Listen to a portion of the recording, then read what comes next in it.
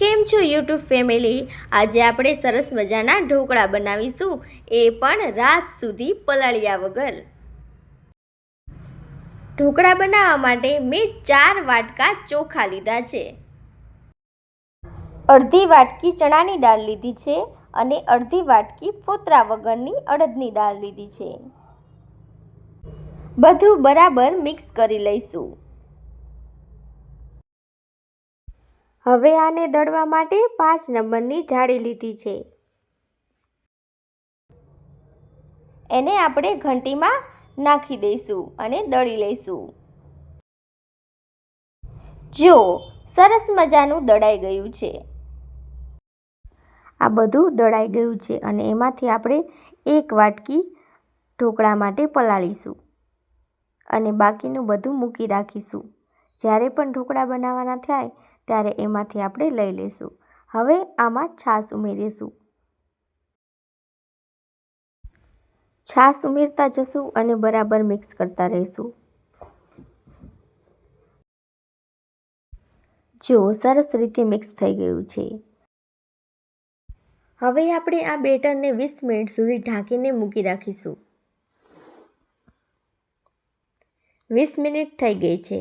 હવે આપણે તેમાં મીઠું ઉમેરીશું અને બરાબર મિક્સ કરી લઈશું.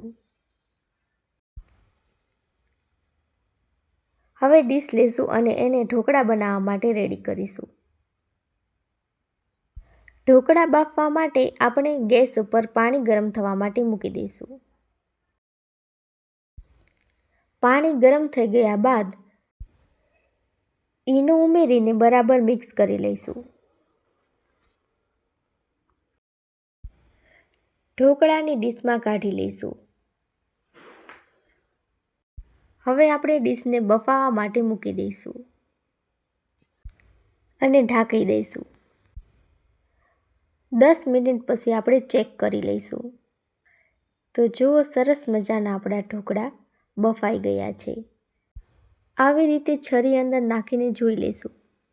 જુઓ, બફાઈ ગયા છે ઢોકળા. હવે આપણે તમને ગમે એ પ્રમાણે તમે કાપા પાડી શકો છો અને હવે આપણે કાપા પાડી લઈશું.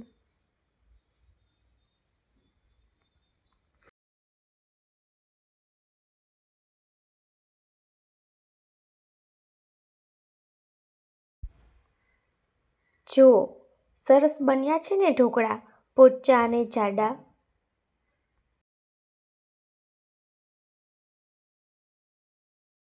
હવે આપણે ઢોકળા વઘારી લઈશું. કઢાઈ લઈશું, તેમાં તેલ નાખીશું, રાઈ નાખીશું, હિંગ નાખીશું, મીઠા લીમડાના પાંદડા નાખીશું. ઢોકળા નાખીને બરાબર મિક્સ કરી લઈશું.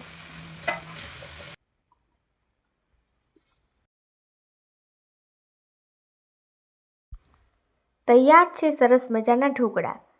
તમને મારી આ રેસીપી ગમી હોય તો ચેનલને સબસ્ક્રાઈબ કરજો, વિડીયોને લાઈક કરજો, શેર કરજો.